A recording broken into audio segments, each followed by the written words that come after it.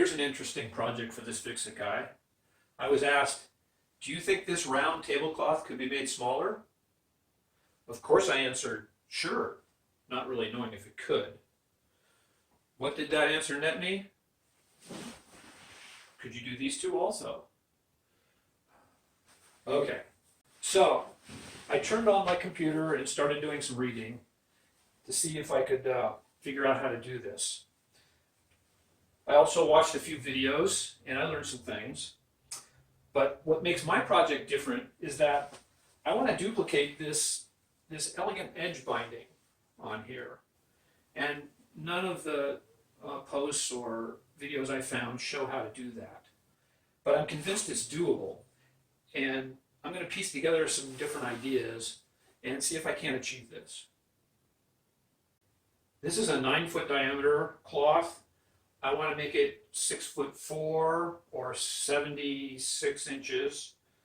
Because it's 9 feet, they had to add panels to the width of the main body of the fabric. So I'm going to cut this using the methods I saw online. And in order to keep it all centered with those panels, I'm going to fold it so that I keep these seams together. Now, I am quite inexperienced with working with fabric. I've done a few projects, but you know, I'm definitely new at this. So you're learning with me here. I put those seams together here, and I bring all 4 points here. What I'm doing is folding this in quarters and then in eighths, and that makes it, according to what I read, a lot easier to cut the arc, because you just cut a shorter arc across all those layers of fabric, and then when you unfold it, you have your circle. So there we go. I think that's all even. I'm going to fold it one more time there, and now I've folded in eighths. Right? Nice triangle in eighths. Something doesn't look too even down there on the bottom. Now I'm going to mark and cut this on the floor because I don't have a large enough table.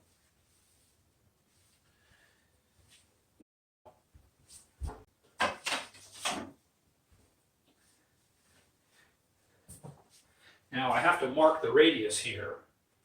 Because I've got this folded, this is the center, and I want to mark the radius. You can do that with a tape measure, you can do it with a piece of string, anything that you've marked your radius. I'm going to use a stick I cut. Because I want 76 inches, my radius is 38.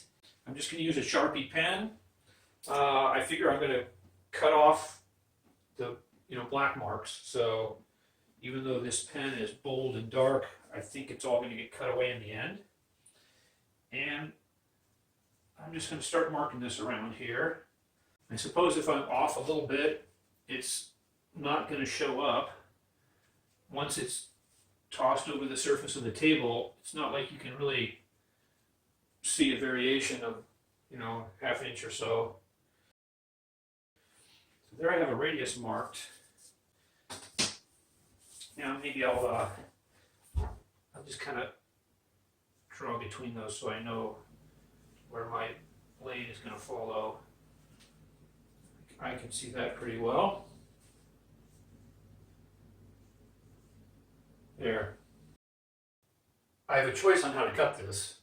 Cut it with scissors, or one of these wheel cutters with a cutting mat underneath there. The information I looked at, some people do it one way, some people do it another. I don't know what's the best way. I'm going to start with scissors and see how that works. Don't know if they'll cut easily through this many layers of fabric. If I run into troubles, maybe I'll give this a try.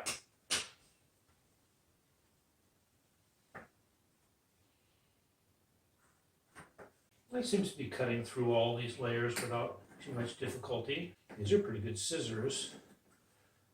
Now over here I got to cut through all those seams, so that's going to be a little heavier cut. Did it just fine. There we go. All right. That should be a 38-inch radius equals a 76-inch diameter.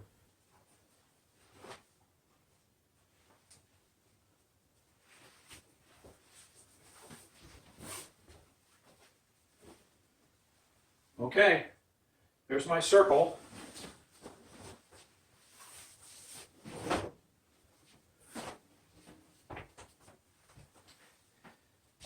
And this scrap I need to test my process for doing the edge binding.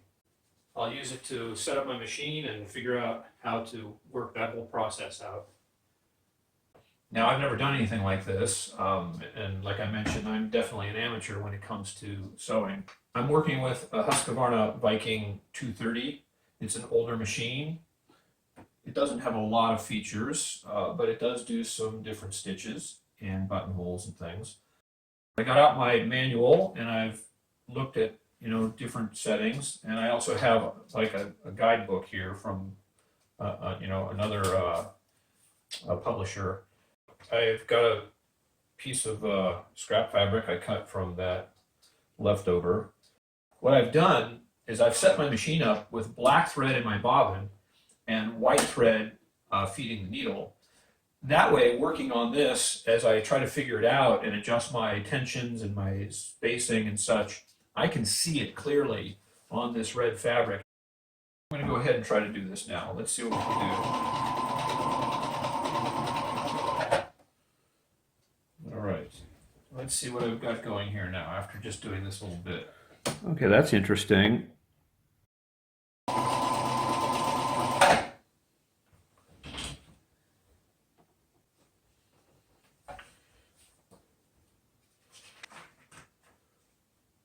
Thread tension.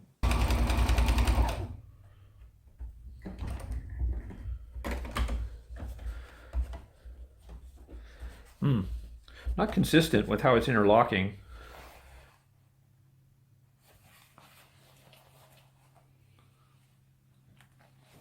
Okay, let me stop the camera for a minute. It's been more than a minute. I spent time this week reading, learning how to run my machine, watching some videos. I learned that the stitch I'm trying to do is called a satin stitch. And I learned that it can be done along the edge of the fabric in a method called overcasting. But to accomplish that, you need a special pressure foot on your machine. You need an overcast foot. Well, through the wonders of the internet, I found a product that's made to accomplish exactly what I'm trying to do. It's called a Satinedge. It's basically an adjustable overcast foot with added clearance beneath it. I've got it on the machine. Let me show you. This is the foot. See how this horizontal pin is adjustable? That runs along the edge of the fabric.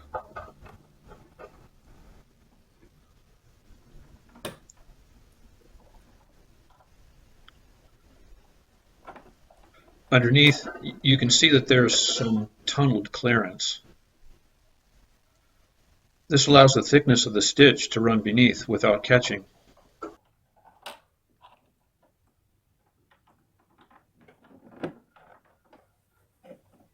Here's how you set up the Satinedge foot. First of all, you're going to be sure to set your stitch width. My stitch width is going to be 4.5 millimeters. Down here, then, what I want to do is align the edge of my fabric with the overcast pin on this Satinedge foot. Then, let's see, we want to make sure that when the zigzag motion brings the needle down on the right side of the fabric, it misses the pin. See that? And that's adjustable by turning this screw. I'm gonna bring it in just a little bit because it looks to me like it's just striking a little close. That's it there. Yeah, that looks good. Once that's done, it's ready to go. Once our alignment is set with the foot, the way the stitch is going to work is to first do a straight stitch as a lock stitch. I'm doing that 4 millimeters from the edge of the fabric. And that's going to lock my thread down for the start of the stitching, the zigzag stitching. Then we set zigzag 4.5 millimeters, stitch length 0.3, and we allow the motion to begin. So let's see how this looks now.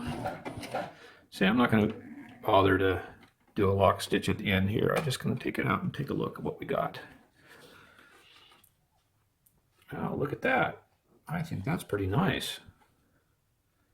Yeah.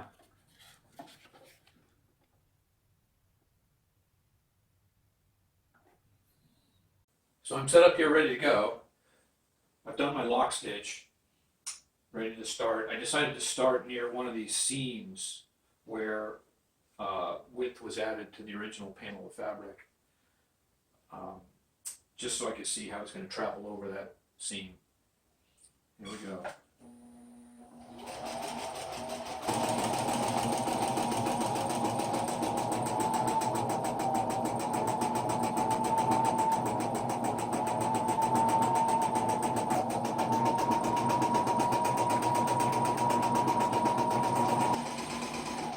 Uh-oh. What was that? Ah. Looks like I just ran out of thread. Gosh. How far did I get? I don't know, what's that, 3 feet around there? Used up my spool of thread. It's going to take a lot of thread. If you aren't already, I'm not going to bore you with watching me sew around this whole thing. Let's cut to the end.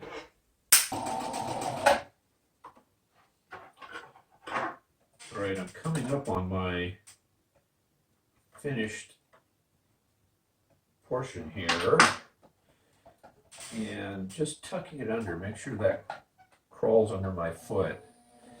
I don't know how this matchup is going to work.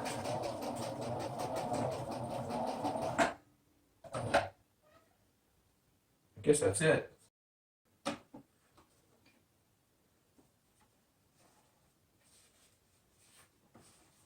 All right.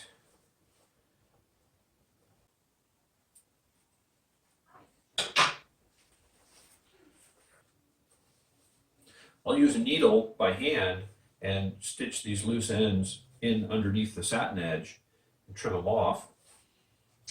That should be fine. I like it. Then I'll launder this and we'll try it on the table.